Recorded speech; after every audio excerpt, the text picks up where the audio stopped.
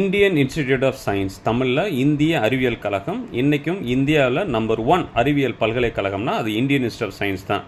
பெங்களூரில் இருக்குது. இந்தியாவில் மட்டும் இல்லை, உலக புகழ்பெற்ற ஆய்வு நிறுவனங்களில் ஒரு முக்கியமான நிறுவனம் ஐஏஎஸ்சி. 1909ஆம் ஆண்டு தான் இந்த நிறுவனம் ஆரம்பிக்கப்பட்டது. ஆரம்பித்த போது பார்த்தீங்கன்னா ஆண்கள் தங்குறதுக்கு விடுதி இருந்தது, பெண்கள் தங்குறதுக்கு விடுதி கூட கிடையாது, பெண்களே கிடையாது. பின்னாடி ஒரு 3 வெளிநாட்டு பெண்கள் வந்து அங்கே வாத்தியாராக இருந்தாங்க, ஆசிரியர்களாக இருந்தாங்களே தவிர அங்கே மாணவிகளே கிடையாது. 1933 நம்முடைய நோபல் பரிசு பெற்ற சர் சி வி ராமன் அங்கே ஒரு இயக்குனராக சேர்றாரு.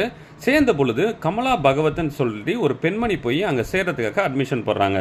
இந்த கமலா பகவத் யாருன்னு பார்த்தீங்கன்னா பாம்பே பல்கலைக்கழகத்தில் இளங்கலையில் நல்ல மதிப்பெண் பெற்று முதுகலையில் நான் எப்படியாவது இந்தியன் இன்ஸ்டியூட் ஆஃப் சயின்ஸில் போய் சேரணும்னு சொல்லிட்டு அப்ளிகேஷன் போடுறாங்க.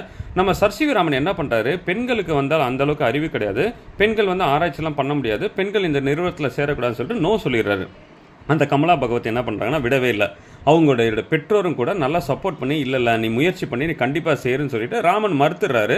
கடைசியாக ராமனுடைய அவருடைய அலுவலகத்தில் போய் இவங்க தர்ணா பண்ணுறாங்க, சத்தியாகிரக தர்ணா பண்ணுறாங்க.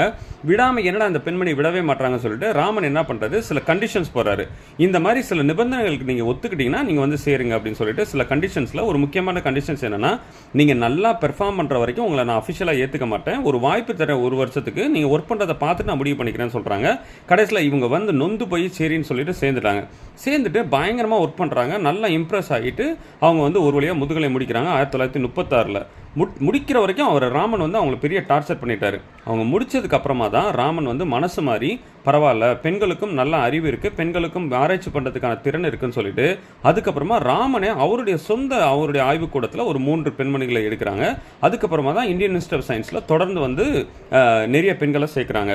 இந்த பெண்மணி அந்த முதுகலை பட்டம் பிடிச்சதுக்கு அப்புறமா கேம்பிரிட்ஜ் பல்கலைக்கழகத்தில் முனைவர் பட்டத்துக்கு சேர்றாங்க. முனைவர் பட்டம் முடிக்கும் போது அவங்களுக்கு அந்த முனைவர் பட்டம் ஆராய்ச்சி பண்ணுறதுக்கு 14 மாதத்தில் முடிச்சிட்டாங்க. அவங்களுடைய அந்த ஆய்வு கட்டுரையே பார்த்தீங்கன்னா 40 பக்கங்கள் தான்.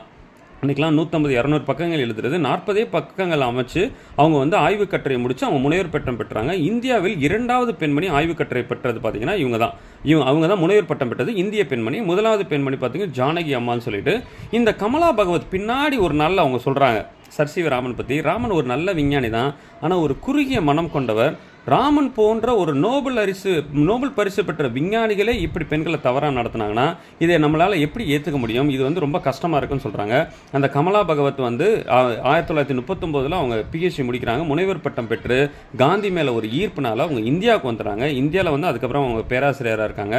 அதுக்கப்புறமா அவங்க வந்து ஒரு முக்கியமான இந்திய பெண்களுடைய ஆராய்ச்சியாளருடைய வாழ்க்கையில் ஒரு முக்கியமான பங்காற்றியிருக்காங்க. அதனால் பெண்கள் யாராவது ஆராய்ச்சி பண்ணுறாங்க இந்த வீடியோ பார்த்தீங்கன்னா நீங்கள் ஞாபகிக்கிற பேர் கமலா பகவத்.